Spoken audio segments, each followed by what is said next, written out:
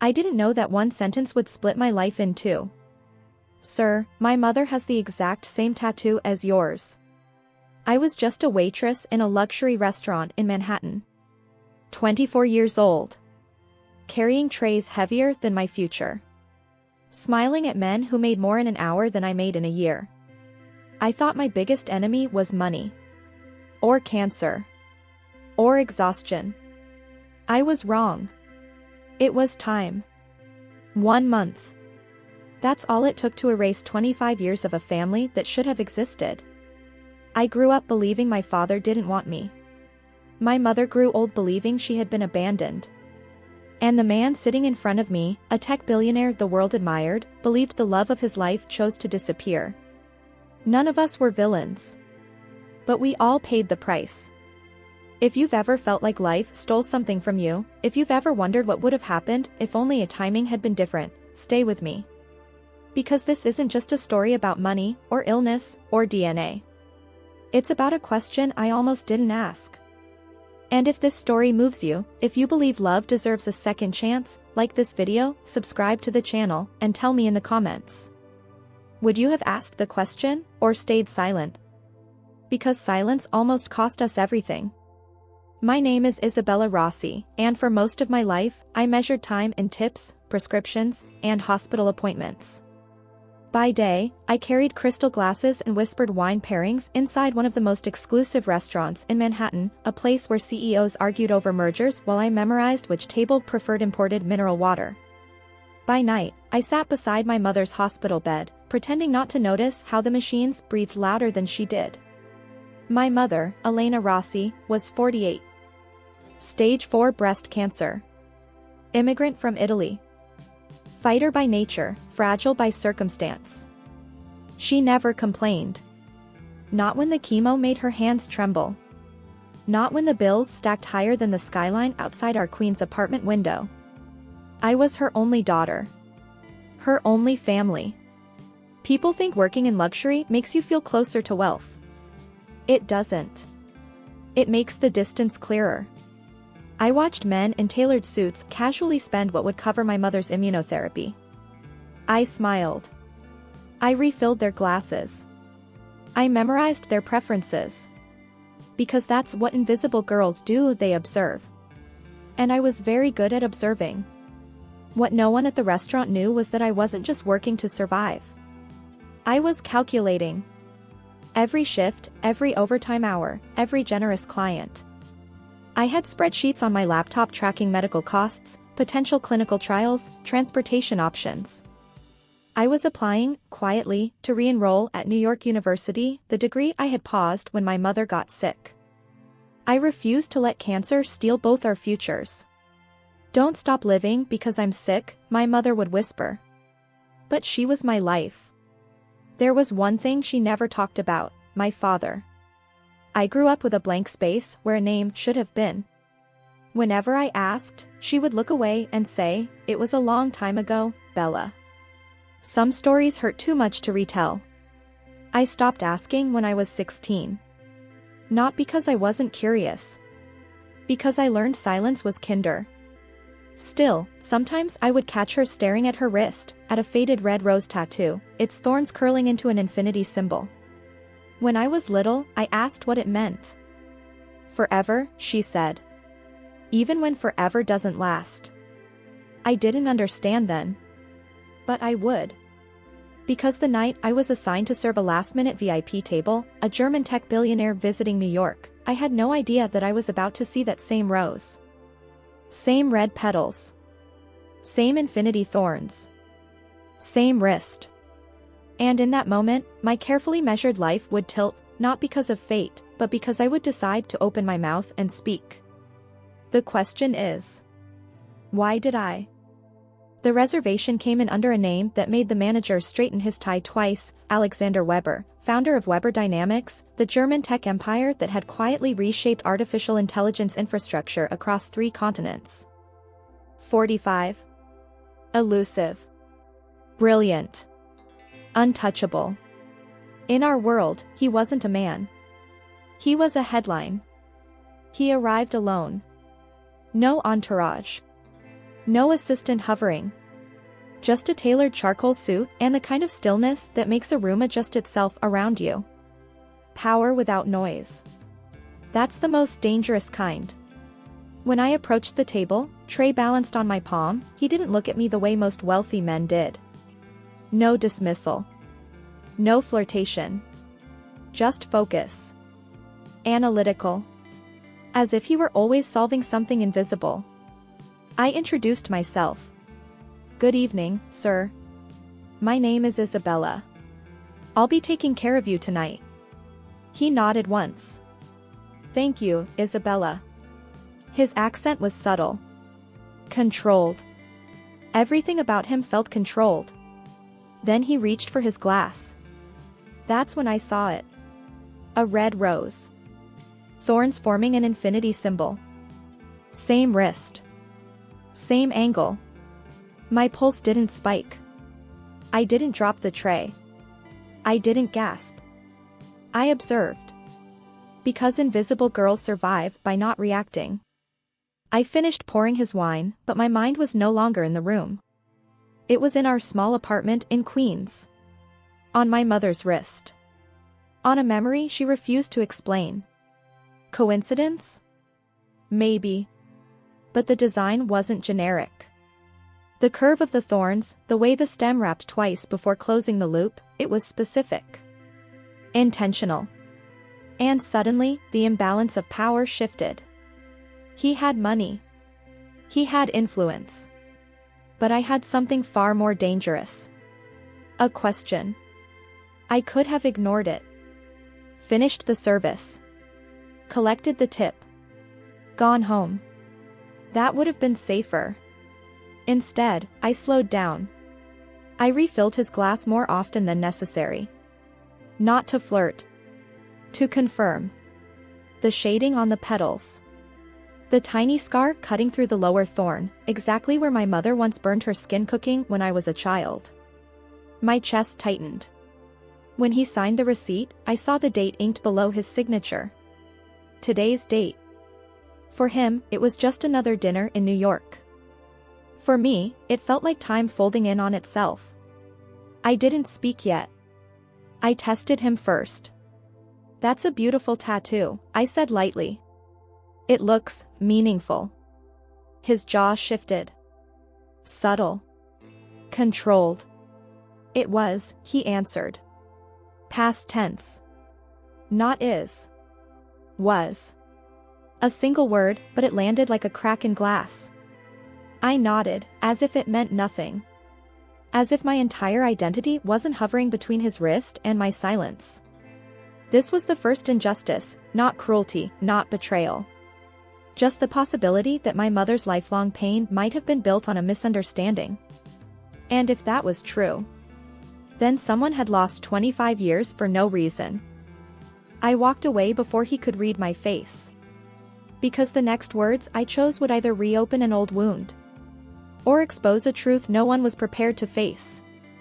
I told myself to stay quiet. Employees don't question billionaires. Waitresses don't step into stories that don't belong to them. But my mother was dying. And silence had already stolen too much from her. I returned to his table with the dessert menu, steady hands, steady voice. Sir, forgive me if this sounds strange, I began. My mother has the exact same tattoo. Same design. Same wrist. His fingers froze around the glass. For the first time, he truly looked at me. Not through me. That's unlikely, he said, calm but tight. It's not common, I replied. Her name is Elena. Elena Rossi.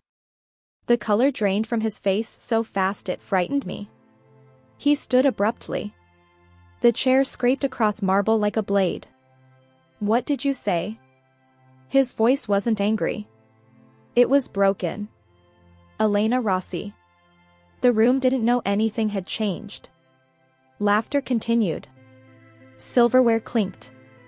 But at that table, something collapsed. He didn't ask another question. He didn't accuse me of lying. He just placed his card on the table, left the receipt and signed, and walked out. No explanation.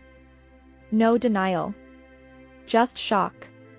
My manager stormed toward me seconds later, whispering about professionalism and boundaries. But I barely heard him. Because Alexander Weber hadn't reacted like a man being manipulated. He reacted like a man who had just seen a ghost. And suddenly, I wasn't just a waitress anymore. I was holding a secret that could either heal my mother or destroy her all over again. I didn't tell my mother right away. I watched her first. That night, she was weaker than usual. Chemo had carved shadows beneath her eyes, but when she smiled at me, it was the same smile that raised me alone in a foreign country. I sat on the edge of her bed. "Mom, who was he?" She didn't pretend not to understand. Her hand moved slowly to her wrist. "The rose. The infinity." "Why now?" she whispered. "Because I met someone," I said carefully. "And he has the same tattoo." Her breathing changed. Not panic. Recognition. "Alexander?" she asked. The name hit me harder than I expected. So she had never forgotten. Between pauses and pain, she told me everything. 25 years ago. Young. In love. Both reckless enough to believe forever was simple. They got the tattoos together in a tiny studio in Brooklyn. Then she had to return to Italy. She found out she was pregnant there. When she came back to New York, he had moved. New address.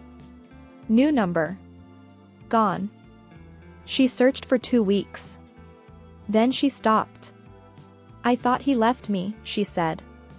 "So I left the story behind." Left the story. But not the child. Not me. And now I had to decide. Was I about to reopen a wound? Or finally close it? I didn't cry that night. I didn't confront her. I didn't romanticize it. I analyzed it. 2 weeks. That's how long she searched. 2 weeks to decide she had been abandoned. 2 weeks to rewrite a love story into a betrayal. And him. He left the restaurant in shock. Not guilt. Not irritation. Shock. Something didn't align. I sat at our kitchen table after she fell asleep, laptop open, hospital bills beside me. Stage 4. Limited time. Every decision now had weight. If he had truly abandoned her, I would protect her from him. But if this was a misunderstanding, then time had robbed all of us. I replayed his reaction in my head. The tremor in his voice. The way he couldn't even sign the receipt. That wasn't the reaction of a man exposed. It was the reaction of a man blindsided. Still, I couldn't gamble my mother's fragile heart on assumptions. So I chose silence. Not out of fear. Out of control. "I'm not weak," I whispered to myself. "I'm waiting." The next move had to be precise. Because if I was right, then I wasn't just reopening an old love story. I was about to confront the man who might be my father. The next morning, I didn't wait for fate to move. I did. Through the reservation system, I accessed the contact email used for the booking. Corporate. Predictable. Powerful men leave digital footprints, they just assume no one beneath them will look. I drafted a message. Short. Controlled. "Mr. Weber, my name is Isabella Rossi. We spoke briefly last night. This concerns Elena Rossi. If that name means anything to you, I believe we need to talk." I didn't mention pregnancy. I didn't mention DNA. I didn't mention father. Information is leverage. And leverage must be revealed slowly. Before sending it, I stared at my reflection in the black laptop screen. Just a waitress. Just a sick woman's daughter. No. I was the only bridge between 2 broken timelines. I hit send. Then I waited. Hours passed. Nothing. By evening, doubt started creeping in. Maybe he would ignore it. Maybe powerful men don't answer emails from waitresses. At 9:42 p.m., my phone buzzed. Unknown number. One message. Where is she? No greeting. No denial. No accusation. Just urgency. And in that single question, I knew he hadn't forgotten her.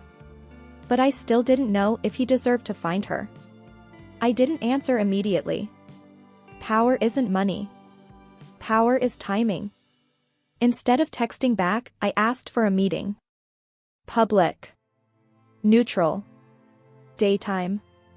A cafe 3 blocks from the hospital. If this went wrong, I needed control over the exit. He arrived early. No suit this time. Just a dark coat, no tie. He looked smaller. Not physically. Emotionally. Like a man carrying unfinished sentences for decades. She came back, he said before I even sat down. Not a question. A confession. Yes, I replied.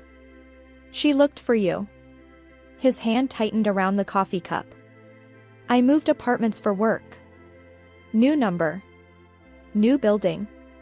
I was working 16 hours a day to save enough to bring her back from Italy. I thought she stayed there by choice. She was pregnant, I said quietly. The word landed like impact. He closed his eyes. Not dramatic. Not theatrical. Just devastation held together by discipline. I never received letters, he whispered. Nothing. I studied him carefully. Micro-expressions. Breathing. Pupils. There was no defensive posture. No rehearsed explanation. Only regret. But regret doesn't erase damage. You both stopped searching, I said. After 2 weeks. Silence stretched between us, thick, heavy, irreversible. He looked at me then. Really looked. And I realized something dangerous. He wasn't asking about her condition. He was calculating something else. And I hadn't told him the most important truth yet. I didn't reveal everything. Not yet. I watched him. Carefully. Every gesture, every pause, every word. Alexander Weber, untouchable, brilliant, isolated, had cracks. Tiny ones.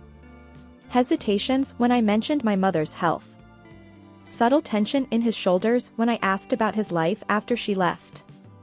Eyes darting, searching for what he had lost. Powerful men usually bluff.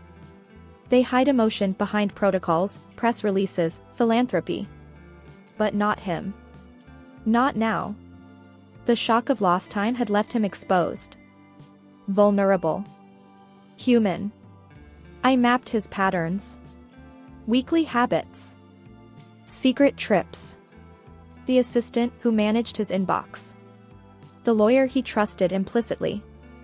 I learned when he responded to calls, when he ignored messages, when his patience wore thin. Every observation was a piece of the puzzle I didn't even know I was creating. Because I wasn't just watching a man. I was orchestrating the moment when truth would finally collide with regret. And the most dangerous part? He had no idea the question he needed to answer wasn't about money, power, or reputation. It was about me. And I had all the time. I waited for the right opening. Days passed. Each interaction, each carefully worded email, each silence I maintained, sharpened my control. Then it came. A misfiled medical report at the hospital. Elena's oncologist accidentally sent an update to the wrong department. I intercepted it, calmly, without panic. Within hours, Alexander's lawyer had it. He called immediately, voice clipped but urgent. I didn't answer his questions directly. I let him speak, vent, calculate. I allowed him to feel the panic that comes when someone finally understands that time, not malice, has rewritten everything. I hinted at truths but withheld the most important ones. There are things you need to know, I said softly. But only when you meet her. He agreed to see her. Not for closure. Not for conversation. For control. Little did he know, I wasn't giving him control. I was orchestrating a reunion on my terms. Because for 25 years, we had been robbed by timing. Now, it was my move. And he didn't even realize the game had begun. Everything was aligned. The meeting. The timing. The carefully staged moment. Then the complication arrived like a shadow I hadn't accounted for. My mother's health worsened overnight. A sudden fever, exhaustion that left her nearly immobile. The oncologist warned me that travel could be dangerous. Alexander, expecting a composed reunion, would meet a frail woman instead of the vibrant Elena from his memories. I felt the weight of every choice. Do I postpone the meeting and risk losing his genuine reaction? Or do I proceed, knowing the image he carries will be fractured? I watched him from the legal intermediary's texts. His questions became impatient, probing, anxious. Every message revealed his desperation, but also his calculation. He was trying to manage chaos with precision, unaware that the real variable was my strategy. I made my decision. I would go forward. Because if I hesitated now, the years lost would be permanent. And the truth, the one that could finally restore a family, hung in the balance, fragile as my mother's pulse. I knew the cost before I stepped into the hospital room. Elena was weak, barely able to sit up in the wheelchair I had pushed down the hallway. Her hair had thinned. Her hands trembled. But her eyes still held fire, the same fire that had carried her across oceans, alone, to protect me. I could have postponed. I could have delayed this collision of timelines until she was stronger. But every second mattered. Every delay risked him retreating, rationalizing, blaming fate instead of seeing the full truth. So I sacrificed comfort for impact. I sacrificed her temporary peace for the inevitability of revelation. I held her hand gently, steadying her, whispering, "It's time." When Alexander entered, he froze. Not with anger. Not with surprise. But recognition, the kind that slices deeper than shock. And in that pause, I realized, controlling timing demanded loss. My mother's strength would be tested. My father's pride would shatter. But the question that mattered was waiting to be answered. Would the years of silence undo everything, or finally make sense? I watched him approach slowly, every step measured, every breath held as if he feared breaking a memory. Alexander's eyes locked on my mother, not the fragile patient in front of him, but the woman he had loved 25 years ago. I stayed silent. I let the tension build. Let him believe he controlled the narrative. That he could speak, explain, reclaim what he thought he had lost. Then I released the truth. She was pregnant when she returned from Italy, I said softly, letting each word land like a stone. His face went pale. His hands trembled imperceptibly. Not because he felt anger. Not because he felt guilt. But because decades of assumptions, missed letters, and timing failures collapsed instantly. I handed him the envelope with the DNA test. 99.9% probability. He read it. Slowly. His world rearranged in that single motion. I didn't comfort him. I didn't guide him. I let the revelation wash over him, pure and unfiltered. The trap wasn't cruel. It was precise. And in that silence, I saw him realize, for 25 years, he had lost the most important thing in his life, without anyone being at fault. Except time. Alexander looked up from the test, eyes wide, unblinking. The man who had built empires, commanded attention, and controlled outcomes found himself powerless before a truth he hadn't earned but had waited decades for. My mother's hand trembled in his, not from weakness but from years of deferred hope finally colliding with reality. "I never stopped looking," she whispered. Her voice carried the weight of oceans, letters lost, misaligned timing, and quiet despair. He swallowed, attempting words that faltered at the edge of guilt, disbelief, and awe. I thought. I never knew. I let them process. I had done my part, carefully, strategically, silently. I had engineered the moment, guided the timing, and ensured that the full truth landed with maximum impact. No speeches. No excuses. Just recognition. Alexander realized that money, fame, and control couldn't rewrite lost decades. Only acknowledgement, responsibility, and presence could begin to heal the damage. And in that hospital room, a family fractured by time began the slow, deliberate act of reassembling itself. The question lingered, could love survive 25 years of absence? 6 months later, the hospital room was filled with sunlight instead of urgency. Machines still hummed quietly, but they no longer dictated the rhythm of our lives. Elena's hair had grown back in soft waves, her laughter returning in fragments. The cancer was in partial remission, fragile, yes, but alive, and that was enough. Alexander visited every day. Not as a billionaire, not as a legend, but as a man finally present. He held my mother's hand like it was sacred, whispered jokes that made her cough and laugh at the same time, and for the first time in decades, he let himself simply be human. He paid off her medical debts, secured the best treatments, and even quietly funded my tuition at New York University. But beyond money, he offered something priceless: time. Time to rebuild, time to belong, time to love without distance or expectation. 6 months later, at a small ceremony in the hospital garden, he proposed. Elena said yes. Just like that, quietly, without extravagance, because we had learned that love didn't need spectacle. 2 years on, we bought a home in Connecticut. I finished my degree. My mother remained vigilant but strong. Alexander became more than a name I had feared, he became a father, a partner, a presence. The rose tattoo, thorns forming infinity, remained. Not just a mark of love lost, but proof that even when life wounds deeply, some bonds endure. Pain had shaped us, silence had separated us, but courage and timing, finally aligned, brought us back together. And in that truth, I realized, sometimes the hardest battles are won not with fury or chance, but with patience, observation, and the courage to ask the question that changes everything. Time had been cruel. But we had outsmarted it. Forever wasn't perfect. But it was ours. If this story moved you, don't let it end here. Hit like to show that love, patience, and courage still matter. Share your thoughts in the comments. What would you have done in Isabella's shoes?